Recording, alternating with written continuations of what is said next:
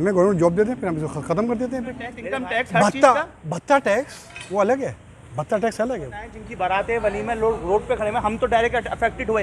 जो third party stake था हमारा, जिससे जो हमसे डायरेक्ट मुंसलिक थे, बारात वलीमा सब रोड पे खड़े हुए, वो तो बोले हम कहाँ जाएं। अस्सलाम वालेकुम। हमारा कराची में आपको खुशामदीद कहते हैं।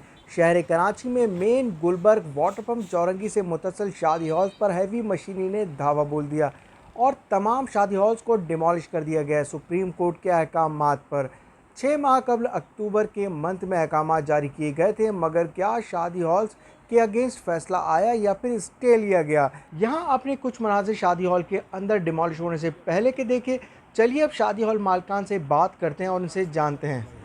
अल्हम्दुलिल्लाह, दुआ चाहिए। खैरियत तो खैर नहीं है, वो अल्लाह की तरफ से खैरियत है, लेकिन खैरियत जो है नहीं। जिस तरह की आप कंडीशन देख रहे हैं ना, ये खैरियत को कहते नहीं हैं। क्या वजह थी आखिर?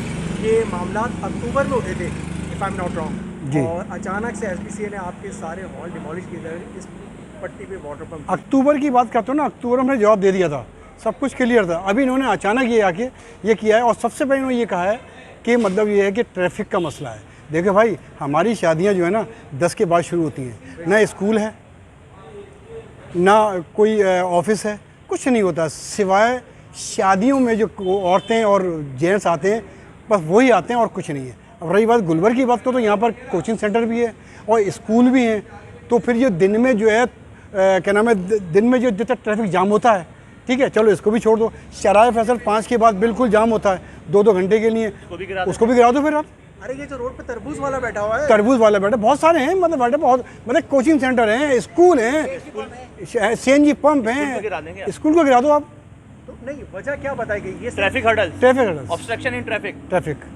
तो ये तो कोई रीज़न नहीं है कि इसके तहत आप जो है हर चीज़ गिरा दो। सुबह 8 बजे के बाद स्कूल इतने जाम होते हैं, तो क्या हम स्कूलों को बंद कर दें? ये तो लेम एक्सक्यूजेज है ना कि ये ट्रैफिक जाम है, ये जाम है। इंतजामिया का काम है यहाँ पे वार्डन्स खड़े करें, ये नाले को बंद करके स्कूबा पार्किंग करें।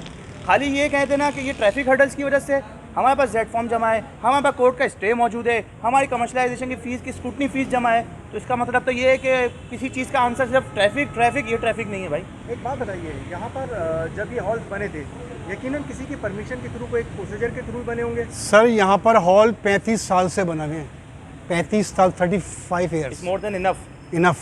अब इदारे टीवी पे आके ये कहते हैं कि हमने obstruction in traffic, hurdles in traffic, हमने आवाम जो पीछे जो मोहल्ले उनकी आवाज़ पे ये काम किया।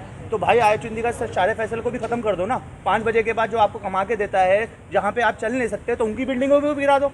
ये क्या हमसे एक्सक्यूजेज है कि क्या कहते हैं आप जो है मैं ट्रैफिक की वजह से चीज़ों को ख़त्म कर रहा हूँ। अभी 20 दिन पहले लग रहा है कि सीरिया या शाम जैसी बमबारी हुई है यहाँ पे, और यहाँ पे लोग मार के चले गए। ये सर अभी आपको ये बता रहा हूँ, 20 दिन पहले ये हाल था कि इन्होंने नाला पूरा कशर निकाल के हमारे रोड पे डाल दिया, 3 फुट की जगह चलने की।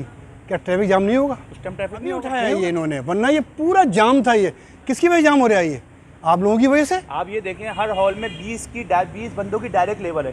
22 बैंक्वेट्स इन्होंने तोड़े हैं, 450 बंदों से ज़्यादा की इन्होंने डायरेक्टली इन्वॉल्व जो थे उनको वो किया। प्लस साथ जितने हर घर के साथ 5-5, 6-6 एम्प्लॉइज़ हैं, 2,500-3 हज़ार आदमी जो है उन्होंने रोड पे डाल दिए। आप ये बात समझ लें, जो एम्प्लॉयमेंट है ना वो क्राइम के साथ डायरेक्टली लिंक है।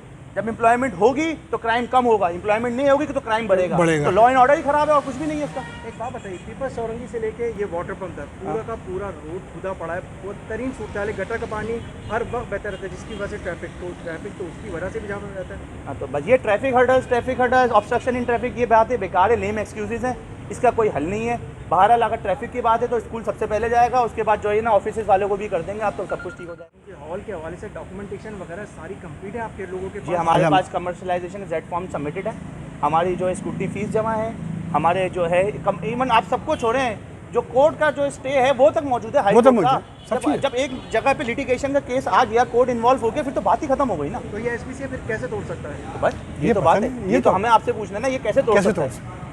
जिनकी बारातें वलीमे लोग रोड पे खड़े हैं, हम तो डायरेक्ट अफेक्टेड हुए।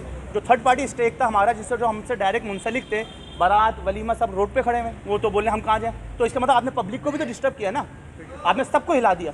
अभी उनके लिए क्या हल निकाला आप लोगों ने? हम क्या हल निकाल सकते हैं भाई, वो तो हम तो रोड पे खड़े हुए हैं, पूरा सब कुछ तोड़ फाड़ के, वो खुद भी रोड पे खड़े हुए हैं। मैं तो बोल रहा हूँ वहाँ जाएँ, वहाँ जाके पूछे क्या करें। हम तो ये भी मुतालबा करेंगे, जो हमारी जितनी भी लेबर है ना, ये जिन्होंने तोड़ा उनके घर जाएँ, वो बोले हमें अपने घर पे एम्प्लॉयमेंट पे रख लो भाई। हम क्या यहाँ पे क्या क्राइम करें, क्या करें, कहाँ से पूरा करेंगे अपना, हमें एम्प्लॉयमेंट पे रख लो। हमें गवर्नमेंट जॉब देते हैं, फिर हम इसको ख़त्म कर देते हैं फिर। मेरे भाई आप वेस्टर्न कंट्रीज़ की मिसालें देते हैं, आप ये बताते हैं कि वहाँ पे ये, तो वो पहले प्रॉस एंड कॉन्स देखते हैं, वहाँ पे देखते हैं इसके रिपरकशंस क्या होंगे, इसके नुकसान क्या होंगे। ये थोड़ी कि आके तोड़ के चले जाओ। आप ये भी तो देखो कितने लोग मुंसलिक हैं, क्राइम रेट बढ़ सकता है, हर चीज़ ख़राब हो जाएगी। लॉ एंड ऑर्डर के हिसाब से सोच लो। ये तो आए अपना काम करके चलेगा, इन्होंने तो पावर दिखाई अपनी कि हमने देखो ये करके दिखा दिया आपको।